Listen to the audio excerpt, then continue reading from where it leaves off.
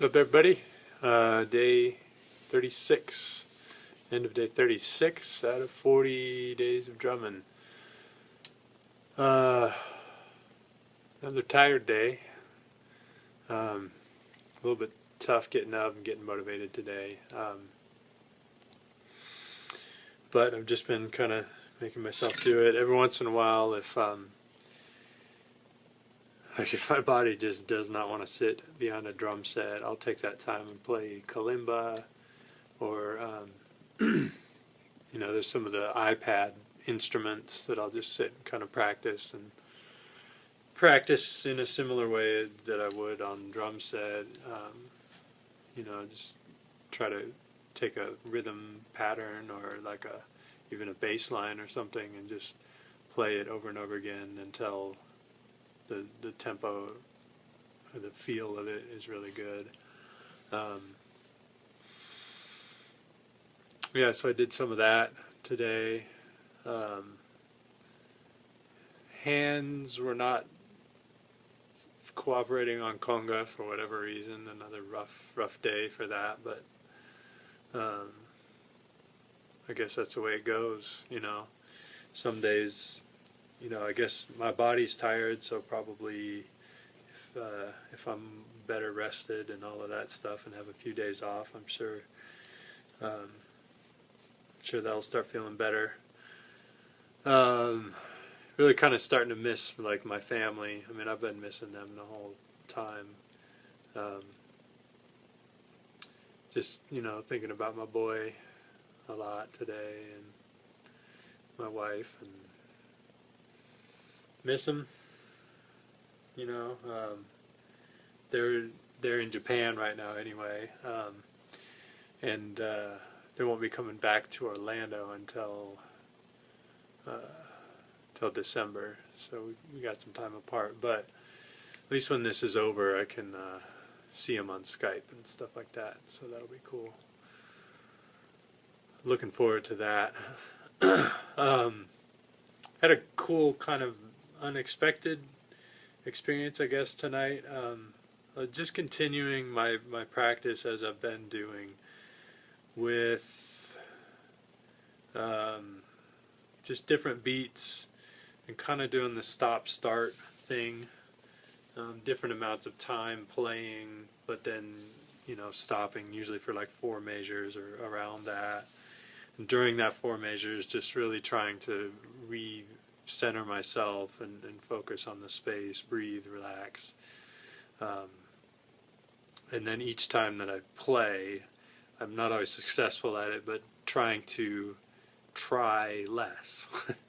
Trying to put less effort into it the next time I play, to make sure that effortlessness is the top priority.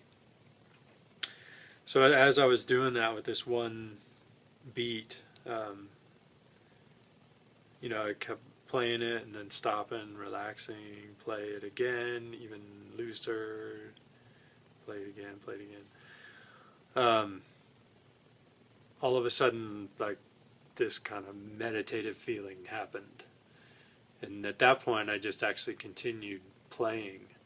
And it was pretty cool, man. It was almost, with my eyes closed, it was almost like my body kind of disappeared and there were just these sticks there. I could obviously still tell that my body was there, but it was just this kind of feeling like I'm there, and thoughts were still happening. It wasn't like my mind was completely clear. The thoughts were there, but then at the same time there was this body kind of meditation thing, and the beat just played itself. So I did that.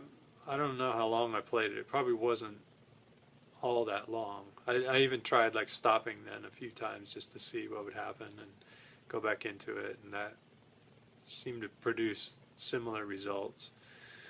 And then just kind of felt like it was time to stop and do something else, so went on and tried another beat that I've been working on, and was able to get to a similar place with that. So that was pretty cool too. Got to a similar feeling. And the beat isn't playing itself perfectly, because again, it's that little diamond of effortlessness never gets sacrificed, but playing it perfectly, playing the entire thing and playing it at tempo, you're going to sacrifice one of the sides of the diamond, but never sacrifice effortlessness. So I was sacrificing the perfect side of it, so that I could just be actually playing something. Because if I go for perfect, then I'm just going to be doing like the most basic, simple things, and like I said, those things drive me crazy. So, but I do practice them, but I couldn't possibly do it all day long. So yeah, I did that, and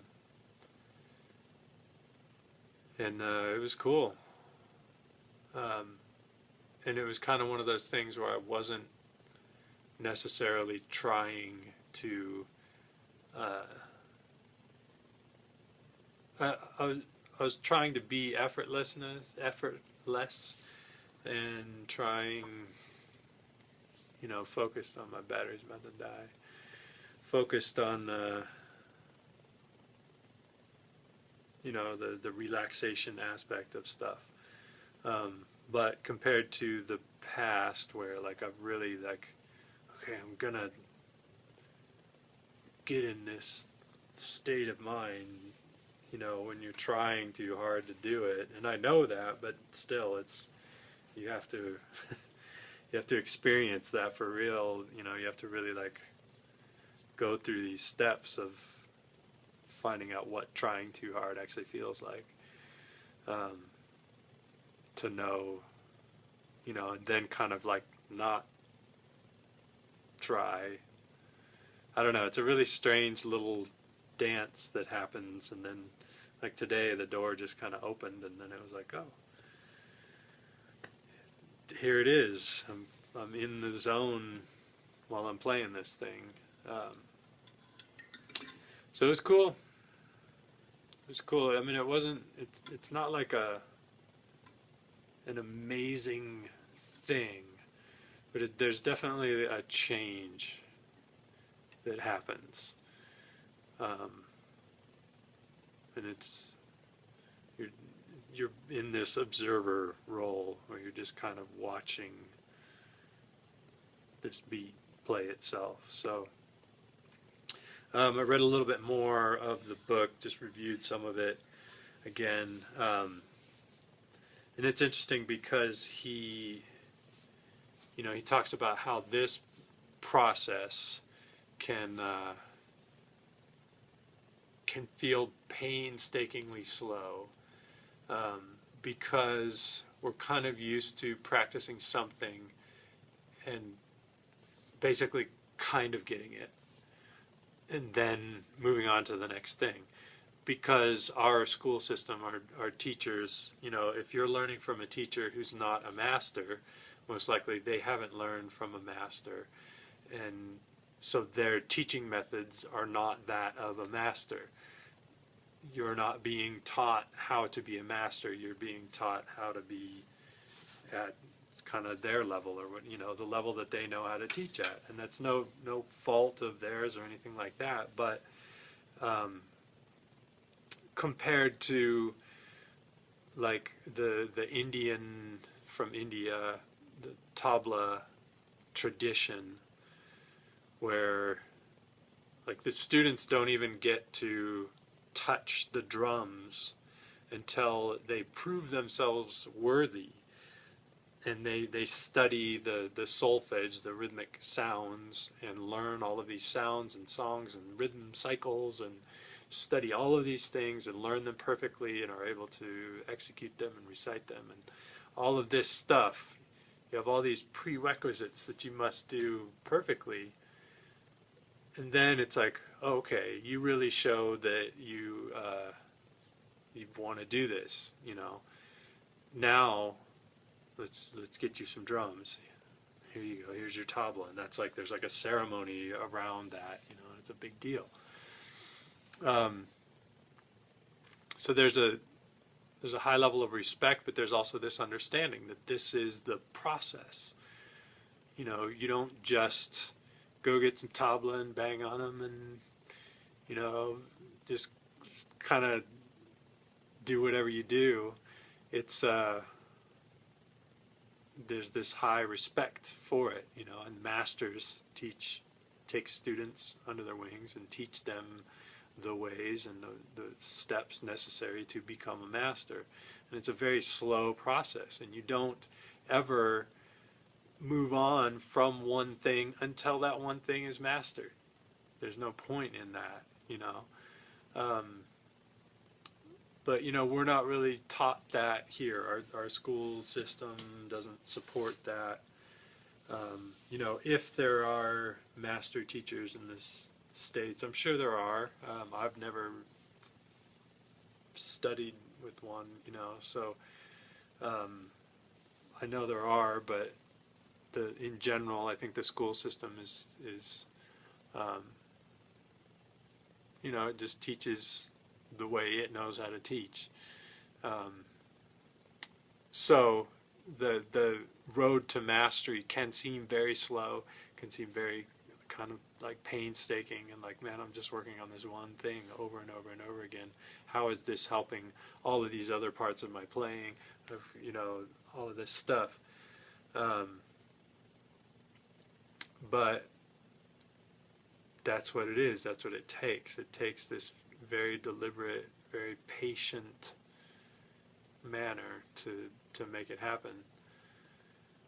So I think that's what this whole thing was about for me, is to really come to grips with what the road to mastery is.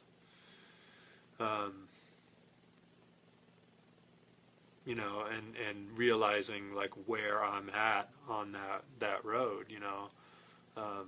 And I can do a lot of things on the drums, but at the same time, the same time doing those things on the drums is taxing on my body, because like I forget if I've said this in a video blog yet, but I realized a couple of years ago that I was activating the stress response in my body when I played drums. You know, like the same thing that a caveman would feel when a saber-toothed tiger is trying to slash him and eat him or whatever, you know. There's this stress response that puts adrenaline in your system and makes you like, you want to run. So I was activating that for whatever reason. I realized that, like, man, I'm activating the stress response. I'm stressing myself out, and I get adrenaline from it. But you know, it was fatiguing my body over a long period of time, wearing me down. So I needed to learn how to play music from a place where I'm not stressed, where there is no stress. So that's what this is all about. You know, it's good. It's going to make a big change.